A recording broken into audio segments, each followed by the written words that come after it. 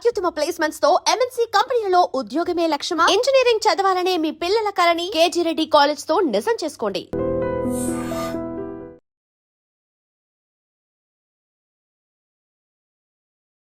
Sircilla BRS working president KTR కి సంబంధించిన ఇలాకా ఇది.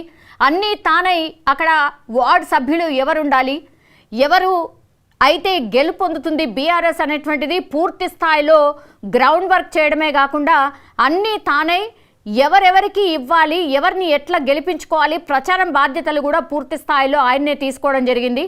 సిరిసిల్లలోనే ఎక్కువగా కాన్సన్ట్రేట్ చేయడమే కాకుండా అక్కడక్కడ మాత్రమే ఆయన ప్రచారంలో పాల్గొన్నటువంటి పరిస్థితి. సో ఎవరిది వాళ్ళు, ఎవరి ఇలాకాలో వాళ్ళే చూసుకున్నట్టు స్పష్టంగా మనకైతే ఎలక్షన్ టైంలో అర్థమైంది. ఇంకోటి ఏంటంటే చాలా తక్కువ టైం ఉండడం కూడా అందరు నాయకులు, పెద్ద స్థాయిలో ఉన్నటువంటి నాయకులు చాలా ప్లేసెస్ తిరగలేకపోయినరు. కొన్ని ఎంచుకున్నటువంటి ప్లేస్లోనే బీఆర్ఎస్ ఎక్కువ ప్రభావితం చూపేటటువంటి ప్లేస్లోనే ఎక్కువ ప్రచారం చేసిన సిచ్యువేషన్ని కూడా మనం చూసాం.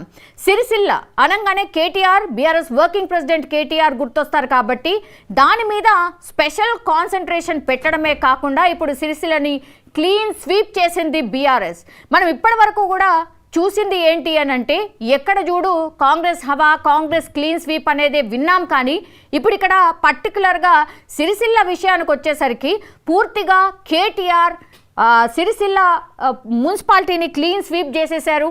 ఎవరెవరు గెలుపొందిన క్యాండిడేట్లు ఏంటి అనేది కూడా నేను చెప్పే ప్రయత్నం చేయబోతున్నా. 1వ వార్డ్ బీఆర్ఎస్ అభ్యర్థి బి బాలమల్లు గెలుపొందారు. 2వ వార్డ్ బీఆర్ఎస్ అభ్యర్థి వేముల రాములు. 3వ వార్డ్ బీఆర్ఎస్ అభ్యర్థి జిందం కళ. 4వ వార్డ్ కాంగ్రెస్ అభ్యర్థి లాయిక్ సుల్తానా. 5వ వార్డ్ బీఆర్ఎస్ అభ్యర్థి డి అరుణ. 6వ వార్డ్ బీఆర్ఎస్ అభ్యర్థి డి రజని. 7వ వార్డ్ బీజేపీ అభ్యర్థి వెంకటరాజం గెలుపొందారు. 8వ వార్డ్ బీఆర్ఎస్ అభ్యర్థి ఎల్ భాగ్యలక్ష్మి. 9వ వార్డ్ బీఆర్ఎస్ అభ్యర్థి డి కళ్యాణ్. 10వ వార్డ్ ఇండిపెండెంట్ అభ్యర్థి బొల్లం వైష్ణవి. 11వ వార్డ్ బీజేపీ అభ్యర్థి మామిడాల మహేష్. 12వ వార్డ్ బీఆర్ఎస్ అభ్యర్థి మొగిలి నాగరాజు. 13వ వార్డ్ బీఆర్ఎస్ అభ్యర్థి బి నారాయణ గౌడ్. అట్లాగే 14వ వార్డ్ కాంగ్రెస్ అభ్యర్థి వి షీలా. 15వ వార్డ్ బీఆర్ఎస్ అభ్యర్థి కె భాగ్యలక్ష్మి. 16వ వార్డ్ బీఆర్ఎస్ అభ్యర్థి జి శ్రీనివాస్. 17వ వార్డ్ బీఆర్ఎస్ అభ్యర్థి జి నీరజ. 18వ వార్డ్ బీజేపీ అభ్యర్థి ఎం మంజుల. 19వ వార్డ్ కాంగ్రెస్ అభ్యర్థి బి శ్రీనివాస్. 27వ వార్డ్ బీఆర్ఎస్ అభ్యర్థి కాసర్ల పద్మ. 28వ వార్డ్ బీఆర్ఎస్ అభ్యర్థి అదిచర్ల రూప. 29వ వార్డ్ బీఆర్ఎస్ అభ్యర్థి గెంట్యాల శ్యామల. 30వ వార్డ్ బీఆర్ఎస్ అభ్యర్థి మంచె రేణుక. 31వ వార్డ్ బీఆర్ఎస్ అభ్యర్థి పాసికంటి రమ్య. 36వ వార్డ్ బీఆర్ఎస్ అభ్యర్థి కల్లూరి రేణుక. 37వ వార్డ్ బీజేపీ అభ్యర్థి Urigonda Lakshmi.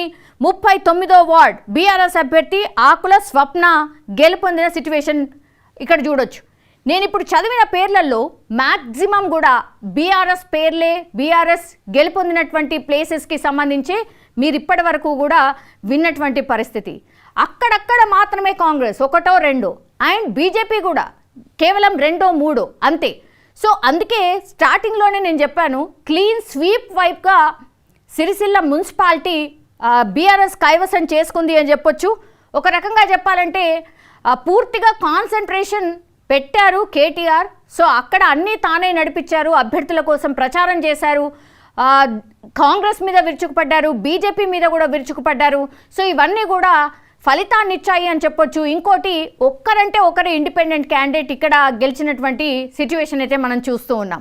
So KTR, working president KTR ఎవరైతే ఉన్నారో సిరిసిల్లను పూర్తిగా క్లీన్ స్వీప్ చేసేశారు. అండ్ బీఆర్ఎస్ కొన్ని ప్రాంతాల్లో ప్రభావితం చూపుతుంది పెద్ద ఎత్తున అని అనుకున్న ప్లేస్ని కూడా పెద్ద ఎక్కువగా ప్రభావితం చూపలేకపోయారు. ఈ రిజల్ట్స్ కొంచెం నిజంగానే బీఆర్ఎస్ క్యాడర్కి కొంత నిరుత్సాహాన్నే ఇచ్చింది. ఆల్రెడీ గాంధీ భవన్లో సంబరాలు మొదలైపోయాయి. అండ్ నిన్నటి వరకు కూడా సీఎం రేవంత్ రెడ్డి ఢిల్లీలోనే ఉన్నారు. నెక్స్ట్ స్టెప్, ఫర్దర్ స్టెప్ ఏంటి అనేది కూడా పెద్ద ఎత్తున టాక్ అయితే నడుస్తోంది. అండ్ కాసేపటి తర్వాత వర్కింగ్ ప్రెసిడెంట్ కేటీఆర్ కాసేపట్లోనే మీడియాతోని మాట్లాడబోతున్నారు.